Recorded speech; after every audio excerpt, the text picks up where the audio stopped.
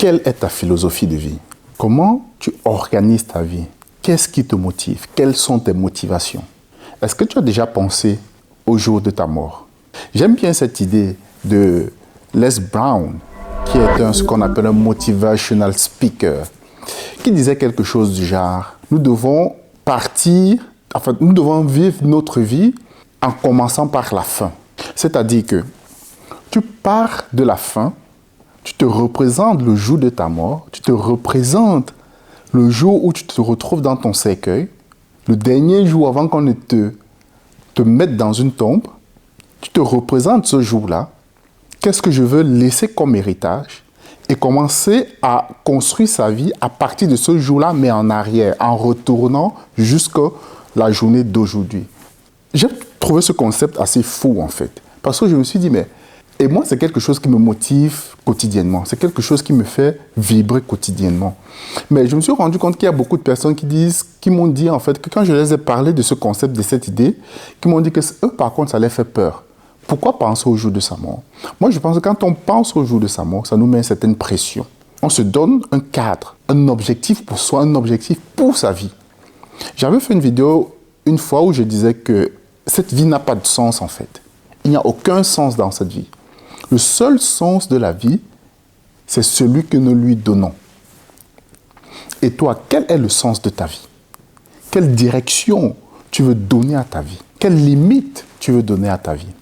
Moi, en tout cas, ce que j'ai réfléchi longuement sur ce sujet et je me suis dit la philosophie que moi je vais adopter pour ma vie et qui prend un sens, parce que ce qui prend un sens pour toi ne va pas certainement prendre un sens pour quelqu'un d'autre. Et c'est toute la difficulté en fait. J'ai suivi une philosophe qui, je pense qu'elle a très bien mis les choses, où elle disait que nous sommes dans une société aujourd'hui où nous devons donner du sens à notre vie. Parce qu'avant, qu'est-ce qui se passait? À des époques antérieures, on avait, à un moment, c'est l'Église, en fait. C'est la religion qui dictait, qui donnait un sens à la vie des gens. La religion. Ensuite, c'est l'État. L'État a donné un sens à la vie des gens, qui dictait un peu la conduite de la vie des gens. Une certaine façon de vivre. Et la religion aussi. Donc, les gens sont un peu laissés à eux-mêmes et doivent se donner un sens de la vie. Quand on travaille pour un objectif, quand nous savons que nous faisons quelque chose pour un but, nous sommes beaucoup plus motivés. On a l'impression d'avoir ce sentiment, cette sensation de réalisation, d'aller vers quelque chose, d'aller vers quelque part. Mais quand nous sommes laissés à nous-mêmes, on ne sait pas où on va, on ne sait pas si ce qu'on fait a de l'importance. À ce moment, c'est à chacun de nous donner un sens.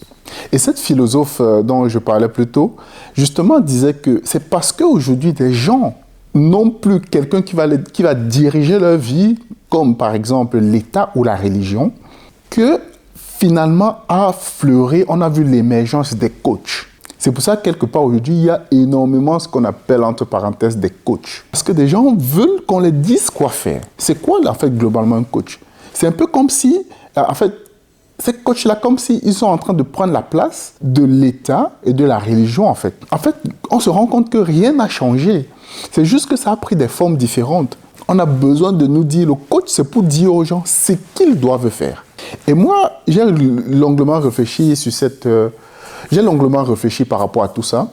Et justement, par rapport à ce que Les Brown disait, il faut vraiment commencer par la fin, l'héritage qu'on veut laisser, ce qu'on veut que les gens retiennent de nous et construire à partir de là, en fait. On commence par la fin. Et dans son livre également, Les 7 habitudes de ceux qui réussissent tout ce qu'ils entreprennent, Stephen Covey disait également la même chose. Que quand on se lance dans un projet, il faut toujours avoir la fin à l'esprit. Parce qu'en ayant la fin à l'esprit, ça va conditionner notre comportement ou notre façon de faire tout au long du processus. Et moi, justement, après avoir réfléchi par rapport à tout ça, je me suis dit, quel est le sens que je veux donner à ma vie? Qu'est-ce qui pour moi prend sens? Quels sont les guidelines, comme on dit en anglais? Quelles sont les limites? Dans quelle trajectoire je vais aller? Et j'ai défini cette philosophie de vie pour moi qui repose sur 4 piliers. Chacun peut définir la sienne. Chacun peut définir la sienne si ça lui parle, bien sûr. Mais l'idée, c'est de Prends le temps d'y réfléchir. Bien sûr, ça peut changer avec le temps, en fonction de l'expérience, en fonction de ce qu'on apprend aujourd'hui ou en fonction de ce qu'on va découvrir plus tard. Cette philosophie peut changer. Mais l'idée, c'est d'avoir une philosophie de vie qui est quelque part une sorte de guideline.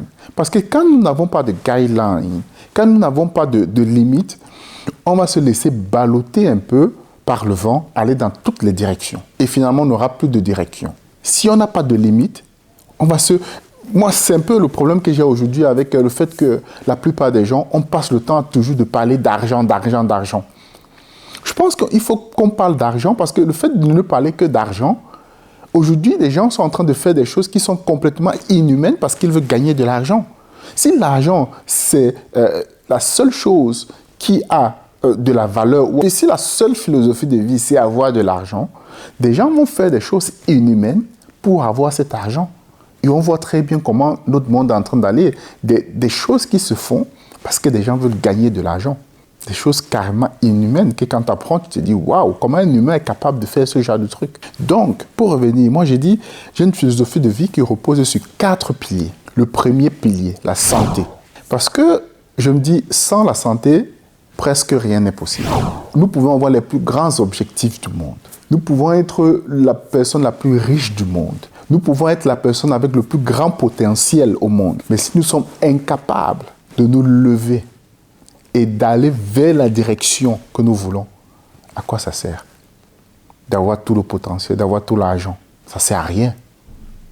Donc la santé. Faire attention. Je pense qu'on ne fait pas souvent assez attention. Je pense qu'on se rend compte de sa véritable importance quand elle est détériorée, quand notre santé s'est détériorée.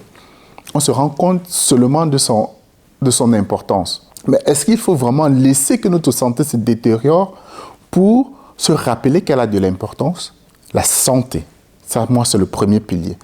Le deuxième pilier, la connaissance. La connaissance, pour moi, je la vois comme quelque chose de général. La connaissance générale sur le monde et sur nous-mêmes et sur nous en tant que personnes.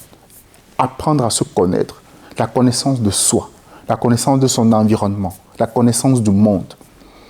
Et moi, la façon dont j'ai opté pour apprendre ou alors pour obtenir cette connaissance du monde principalement et de mon environnement, c'est à travers la lecture. Essayer de découvrir ce que les plus grands sages ont laissé dans des livres. Essayer de comprendre ce que des personnes ont passé des années à étudier, ont légué dans des livres. Je pense qu'on peut s'inspirer énormément et cela peut nous permettre d'améliorer, cela va permettre l'amélioration de la compréhension des choses. Et plus que nous allons comprendre mieux les choses, nous serons quelqu'un qui ne va pas s'irriter ou qui ne va pas s'énerver facilement parce que nous comprenons les choses. Généralement, on s'énerve parce qu'on ne comprend pas. Une fois qu'on comprend, généralement, on est beaucoup plus tolérant vis-à-vis de certaines situations. Et je pense que accroître sa connaissance, globalement, permet de comprendre davantage comment fonctionne le monde, comment fonctionne l'humain, et d'être beaucoup plus tolérant. Et le troisième pilier, c'est la compétence. Aujourd'hui, nous sommes dans un monde capitaliste. Nous avons besoin de manger, de vivre. Nous avons besoin de nous vêtir. Et la compétence, pour moi, c'est ce qui va nous permettre d'avoir de l'argent. C'est-à-dire que c'est quelque chose que nous avons pris du temps à développer et que nous allons apporter cette chose-là, en fait, cette technique, que ce soit une technique, que ce soit des compétences pratiques, intellectuelles, que sais-je, qui aujourd'hui va apporter de la plus-value aux gens, qui va apporter de la plus-value aux autres, et en retour, ces personnes, parce qu'on apporte de la valeur dans leur vie, seront prêts à nous rémunérer en retour. Moi, ça c'est le troisième pilier, la compétence. Peu importe dans quoi, mais pour vous développer nos compétences davantage, pour apporter de la valeur, parce que c'est ça le but final, comme nous le disons au départ, nous avons commencé avec un but final. Le but final d'acquérir une compétence, c'est apporter de la valeur. Et parce qu'on apporte de la valeur, on améliore les conditions de vie des autres et notre environnement, et en retour, on peut avoir de l'argent. Et le quatrième pilier, c'est le fun, s'amuser. À quoi ça sert de faire attention à sa santé, de travailler à développer ses connaissances sur le monde et sur nous-mêmes, de développer ses compétences pour gagner un peu plus d'argent et de ne pas s'amuser? Ça sert à quoi? De ne pas s'amuser avec sa femme, avec ses amis, avec sa famille, avec ses enfants, avec ses frères. À quoi ça sert? Donc là, ce sont mes guidelines, ma philosophie de vie. Le jour où je serai dans ma tombe, ou le jour où je serai dans mon cercueil, je veux que les gens retiennent ça de moi, de quelqu'un qui faisait attention à sa santé, de quelqu'un qui était intéressé par la connaissance, qui voulait apprendre, qui était avide de connaissances, de quelqu'un qui faisait tout pour être compétent, pour délivrer le maximum de valeur, et de quelqu'un qui savait s'amuser. C'est de ça que je veux que les autres retiennent de moi quand je ne serai plus là. Et toi, que veux-tu que les autres retiennent de toi quand tu ne seras plus là? Moi, c'est Lapiemo et rendez-vous pour une prochaine vidéo. Bye bye.